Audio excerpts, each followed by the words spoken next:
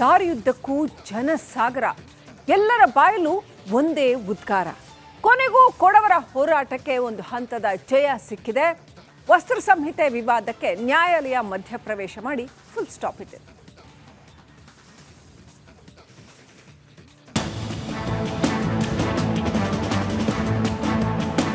ಕಹಳೆ ತಮ್ಮ ಅಸ್ತಿತ್ವಕ್ಕಾಗಿ ಕೊಡವರು ಬೀದಿಗಿಳಿದಿದ್ರು. ಬೃಹತ್ ಪಾದಯಾತ್ರೆ ಮಾಡಿ ರಣ ಕಹಳೆ ಮೊಳಗಿಸಿದ್ರು.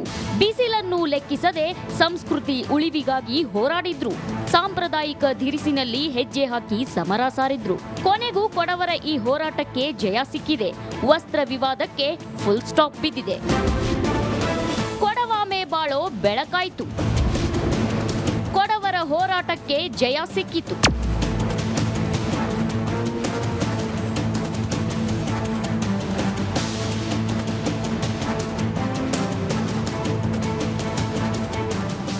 ಕಟ್ಟೆಮಾಡು ಮಹಾಮೃತ್ಯುಂಜಯ ದೇವಾಲಯದಲ್ಲಿ ಕಳೆದ 1.5 ತಿಂಗಳಿನಿಂದ ವಸ್ತ್ರ ಸಂಹಿತೆ ವಿವಾದ ಭುಗಿಲೆದ್ದಿತ್ತು. ಸಾಂಪ್ರದಾಯಿಕ ಧಿರಿಸಿನಲ್ಲಿ ಬಂದ ಕೊಡವರಿಗೆ ದೇಗುಲದ ಸಮಿತಿಯವರು ಅಡ್ಡಿಪಡಿಸಿದ್ರು.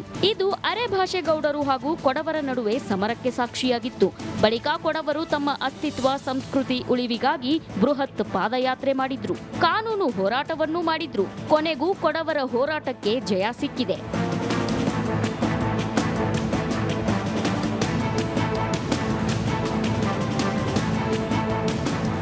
ವಸ್ತ್ರ ಸಂಹಿತೆ ವಿವಾದ ಬಗೆಹರಿಸುವಂತೆ ಮಡಿಕೇರಿಯ ಸಿಎ ಸಂಜು ಎಂಬುವರು ಹೈಕೋರ್ಟ್ ಕದ ತಟ್ಟಿದ್ರು. ಆದ್ರಿಂದು ಘನ ನ್ಯಾಯಾಲಯ ಮಧ್ಯಂತರ ಆದೇಶವನ್ನ ಹೊರಡಿಸಿದ್ದು, ಕೊಡವರು ಹಾಗೂ ಕೊಡವರ ಭಾಷಿಕರು ಸಾಂಪ್ರದಾಯಿಕ ಉಡುಗೆಯಲ್ಲಿ ದೇವಾಲಯ ಪ್ರವೇಶ ಮಾಡಬಹುದು ಎಂದಿದೆ. ಹೈಕೋರ್ಟಿಗೆ ಹೋಗಿ ಹೈಕೋರ್ಟ್ ಅಲ್ಲಿ ಒಂದು ಮಧ್ಯಂತರ ಆದೇಶವನ್ನ ನೀಡಿದ್ದಾರೆ. ಅದು ನಮ್ಮ ಫೇವರ್ ಆಗಿ ಬಂದಿದೆ ಅಂತ ಹೇಳೋದು ನಮಗೆ ಬಹಳ ಸಂತೋಷದ ವಿಷಯ. ಯಾಕೆಂದರೆ ಒಬ್ಬ ಜನಾಂಗ ಅವನ ಉಡುಗೆ ತೊಡುಗೆ ಅವನು ಎಲ್ಲಿ ಬೇಕಾದ್ರೆ ಹಾಕುವಂಥ ಅಧಿಕಾರ ಅವನಿಗೆ ಇದೆ. ಪೂರ್ವಕಾಲದಿಂದ ಬಂದಂಥದ್ದು. ಅವರ ಜನಾಂಗದಕ್ಕೆ ನಾವು ಹಾಕಬಾರ್ದು ಅಂತ ಖಂಡಿತ ಹೇಳೋದಿಲ್ಲ. ಒಟ್ನಲ್ಲಿ ಕೊಡವರ ಹೋರಾಟಕ್ಕೆ ನ್ಯಾಯಾಲಯ ತಾತ್ಕಾಲಿಕ ರಿಲೀಫ್ ನೀಡಿದೆ. ಮೊದಲ ಹಂತದ ಜಯ ಸಿಕ್ಕಿದೆ. ಅನುಕಾರ್ಯಪ್ಪ, ಬೆಳ್ಳೂರು, ರಿಪಬ್ಲಿಕ್ ಕನ್ನಡ, ಕೊಡಗು.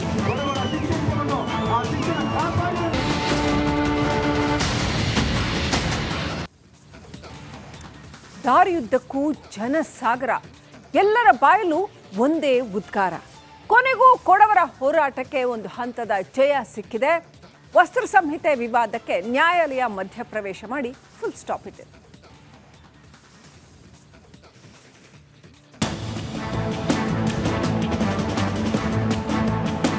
ಕಹಳೆ ತಮ್ಮ ಅಸ್ತಿತ್ವಕ್ಕಾಗಿ ಕೊಡವರು ಬೀದಿಗಿಳಿದಿದ್ರು. ಬೃಹತ್ ಪಾದಯಾತ್ರೆ ಮಾಡಿ ರಣ ಕಹಳೆ ಮೊಳಗಿಸಿದ್ರು.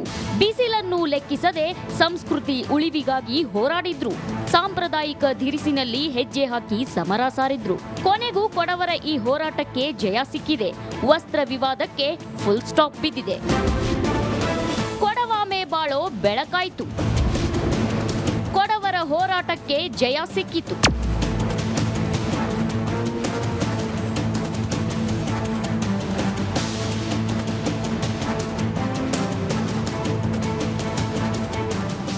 ಕಟ್ಟೆಮಾಡು ಮಹಾಮೃತ್ಯುಂಜಯ ದೇವಾಲಯದಲ್ಲಿ ಕಳೆದ 1.5 ತಿಂಗಳಿನಿಂದ ವಸ್ತ್ರ ಸಂಹಿತೆ ವಿವಾದ ಭುಗಿಲೆದ್ದಿತ್ತು. ಸಾಂಪ್ರದಾಯಿಕ ಧಿರಿಸಿನಲ್ಲಿ ಬಂದ ಕೊಡವರಿಗೆ ದೇಗುಲದ ಸಮಿತಿಯವರು ಅಡ್ಡಿಪಡಿಸಿದ್ರು. ಇದು ಅರೆಭಾಷೆಗೌಡರು ಹಾಗೂ ಕೊಡವರ ನಡುವೆ ಸಮರಕ್ಕೆ ಸಾಕ್ಷಿಯಾಗಿತ್ತು. ಬಳಿಕ ಕೊಡವರು ತಮ್ಮ ಅಸ್ತಿತ್ವ ಸಂಸ್ಕೃತಿ ಉಳಿವಿಗಾಗಿ ಬೃಹತ್ ಪಾದಯಾತ್ರೆ ಮಾಡಿದ್ರು. ಕಾನೂನು ಹೋರಾಟವನ್ನೂ ಮಾಡಿದ್ರು. ಕೊನೆಗೂ ಕೊಡವರ ಹೋರಾಟಕ್ಕೆ ಜಯ ಸಿಕ್ಕಿದೆ.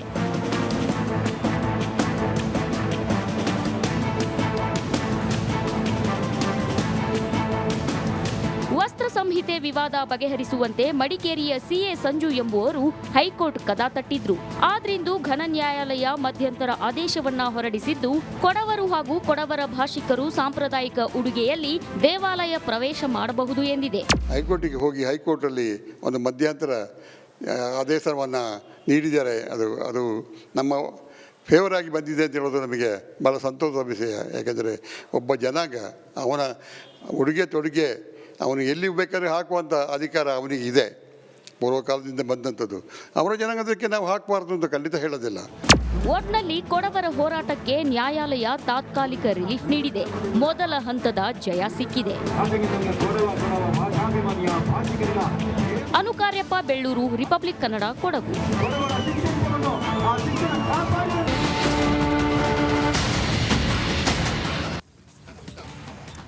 ದಾರಿಯುದ್ದಕ್ಕೂ ಜನಸಾಗರ, ಎಲ್ಲರ ಬಾಯಲ್ಲೂ ಒಂದೇ ಉದ್ಗಾರ. ಕೊನೆಗೂ ಕೊಡವರ ಹೋರಾಟಕ್ಕೆ ಒಂದು ಹಂತದ ಜಯ ಸಿಕ್ಕಿದೆ. ವಸ್ತ್ರ ಸಂಹಿತೆ ವಿವಾದಕ್ಕೆ ನ್ಯಾಯಾಲಯ ಮಧ್ಯಪ್ರವೇಶ ಮಾಡಿ ಫುಲ್ ಸ್ಟಾಪ್ ಇಟ್ಟಿದೆ.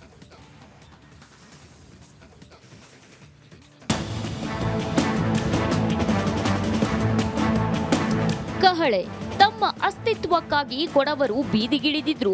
ಬೃಹತ್ ಪಾದಯಾತ್ರೆ ಮಾಡಿ ರಣ ಕಹಳೆ ಮೊಳಗಿಸಿದ್ರು. ಬಿಸಿಲನ್ನು ಲೆಕ್ಕಿಸದೆ ಸಂಸ್ಕೃತಿ ಉಳಿವಿಗಾಗಿ ಹೋರಾಡಿದ್ರು. ಸಾಂಪ್ರದಾಯಿಕ ಧಿರಿಸಿನಲ್ಲಿ ಹೆಜ್ಜೆ ಹಾಕಿ ಸಮರ ಸಾರಿದ್ರು. ಕೊನೆಗೂ ಕೊಡವರ ಈ ಹೋರಾಟಕ್ಕೆ ಜಯ ಸಿಕ್ಕಿದೆ. ವಸ್ತ್ರ ವಿವಾದಕ್ಕೆ ಫುಲ್ ಸ್ಟಾಪ್ ಬಿದ್ದಿದೆ. ಕೊಡವಾಮೆ ಬಾಳೋ ಬೆಳಕಾಯ್ತು. ಕೊಡವರ ಹೋರಾಟಕ್ಕೆ ಜಯ ಸಿಕ್ಕಿತು.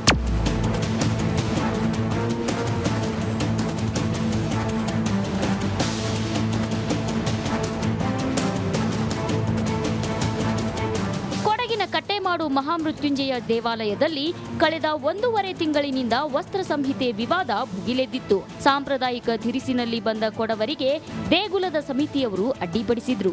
ಇದು ಅರೆಭಾಷೆಗೌಡರು ಹಾಗೂ ಕೊಡವರ ನಡುವೆ ಸಮರಕ್ಕೆ ಸಾಕ್ಷಿಯಾಗಿತ್ತು. ಬಳಿಕ ಕೊಡವರು ತಮ್ಮ ಅಸ್ತಿತ್ವ ಸಂಸ್ಕೃತಿ ಉಳಿವಿಗಾಗಿ ಬೃಹತ್ ಪಾದಯಾತ್ರೆ ಮಾಡಿದ್ರು. ಕಾನೂನು ಹೋರಾಟವನ್ನೂ ಮಾಡಿದ್ರು. ಕೊನೆಗೂ ಕೊಡವರ ಹೋರಾಟಕ್ಕೆ ಜಯ ಸಿಕ್ಕಿದೆ.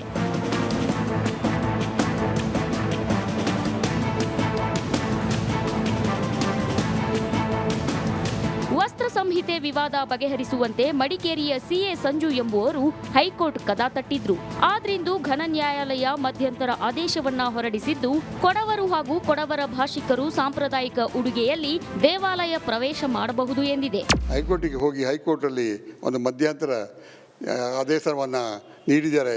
ಅದು ನಮ್ಮ ಫೇವರ್ ಆಗಿ ಬಂದಿದೆ ಅಂತ ಹೇಳೋದು ನಮಗೆ ಭಾಳ ಸಂತೋಷದ ವಿಷಯ. ಯಾಕೆಂದರೆ ಒಬ್ಬ ಜನಾಂಗ ಅವನ ಉಡುಗೆ ತೊಡುಗೆ ಅವನು ಎಲ್ಲಿ ಬೇಕಾದ್ರೆ ಹಾಕುವಂಥ ಅಧಿಕಾರ ಅವನಿಗೆ ಇದೆ. ಪೂರ್ವಕಾಲದಿಂದ ಬಂದಂಥದ್ದು. ಅವರ ಜನಾಂಗದಕ್ಕೆ ನಾವು ಹಾಕಬಾರ್ದು ಅಂತ ಖಂಡಿತ ಹೇಳೋದಿಲ್ಲ. ಒಟ್ನಲ್ಲಿ ಕೊಡವರ ಹೋರಾಟಕ್ಕೆ ನ್ಯಾಯಾಲಯ ತಾತ್ಕಾಲಿಕ ರಿಲೀಫ್ ನೀಡಿದೆ.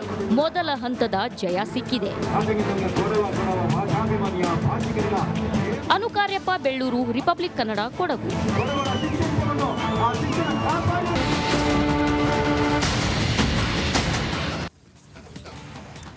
ದಾರಿಯುದ್ದಕ್ಕೂ ಜನಸಾಗರ, ಎಲ್ಲರ ಬಾಯಲ್ಲೂ ಒಂದೇ ಉದ್ಗಾರ. ಕೊನೆಗೂ ಕೊಡವರ ಹೋರಾಟಕ್ಕೆ ಒಂದು ಹಂತದ ಜಯ ಸಿಕ್ಕಿದೆ. ವಸ್ತ್ರ ಸಂಹಿತೆ ವಿವಾದಕ್ಕೆ ನ್ಯಾಯಾಲಯ ಮಧ್ಯಪ್ರವೇಶ ಮಾಡಿ ಫುಲ್ ಸ್ಟಾಪ್ ಇಟ್ಟಿದೆ.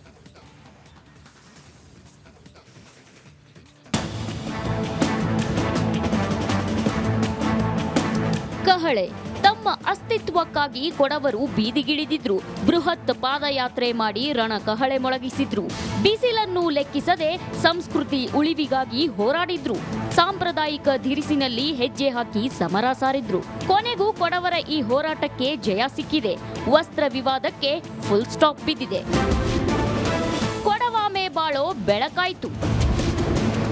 ಕೊಡವರ ಹೋರಾಟಕ್ಕೆ ಜಯ ಸಿಕ್ಕಿತು.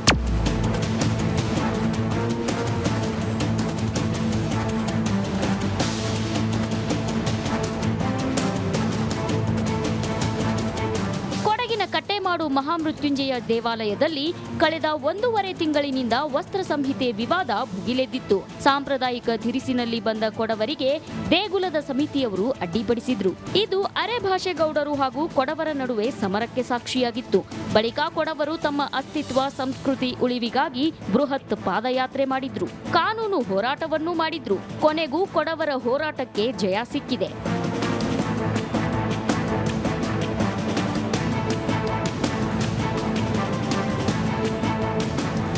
ವಸ್ತ್ರ ಸಂಹಿತೆ ವಿವಾದ ಬಗೆಹರಿಸುವಂತೆ ಮಡಿಕೇರಿಯ ಸಿಎ ಸಂಜು ಎಂಬುವರು ಹೈಕೋರ್ಟ್ ಕದ ತಟ್ಟಿದ್ರು. ಆದ್ರಿಂದು ಘನ ನ್ಯಾಯಾಲಯ ಮಧ್ಯಂತರ ಆದೇಶವನ್ನ ಹೊರಡಿಸಿದ್ದು, ಕೊಡವರು ಹಾಗೂ ಕೊಡವರ ಭಾಷಿಕರು ಸಾಂಪ್ರದಾಯಿಕ ಉಡುಗೆಯಲ್ಲಿ ದೇವಾಲಯ ಪ್ರವೇಶ ಮಾಡಬಹುದು ಎಂದಿದೆ. ಹೈಕೋರ್ಟಿಗೆ ಹೋಗಿ ಹೈಕೋರ್ಟಲ್ಲಿ ಒಂದು ಮಧ್ಯಂತರ ಆದೇಶವನ್ನು ನೀಡಿದ್ದಾರೆ. ಅದು ನಮ್ಮ ಫೇವರ್ ಆಗಿ ಬಂದಿದೆ ಅಂತ ಹೇಳೋದು ನಮಗೆ ಭಾಳ ಸಂತೋಷದ ವಿಷಯ. ಯಾಕೆಂದರೆ ಒಬ್ಬ ಜನಾಂಗ ಅವನ ಉಡುಗೆ ತೊಡುಗೆ ಅವನು ಎಲ್ಲಿ ಬೇಕಾದ್ರೆ ಹಾಕುವಂಥ ಅಧಿಕಾರ ಅವನಿಗೆ ಇದೆ. ಪೂರ್ವಕಾಲದಿಂದ ಬಂದಂಥದ್ದು. ಅವರ ಜನಾಂಗದಕ್ಕೆ ನಾವು ಹಾಕಬಾರ್ದು ಅಂತ ಖಂಡಿತ ಹೇಳೋದಿಲ್ಲ. ಒಟ್ನಲ್ಲಿ ಕೊಡವರ ಹೋರಾಟಕ್ಕೆ ನ್ಯಾಯಾಲಯ ತಾತ್ಕಾಲಿಕ ರಿಲೀಫ್ ನೀಡಿದೆ. ಮೊದಲ ಹಂತದ ಜಯ ಸಿಕ್ಕಿದೆ. ಅನುಕಾರ್ಯಪ್ಪ, ಬೆಳ್ಳೂರು, ರಿಪಬ್ಲಿಕ್ ಕನ್ನಡ, ಕೊಡಗು.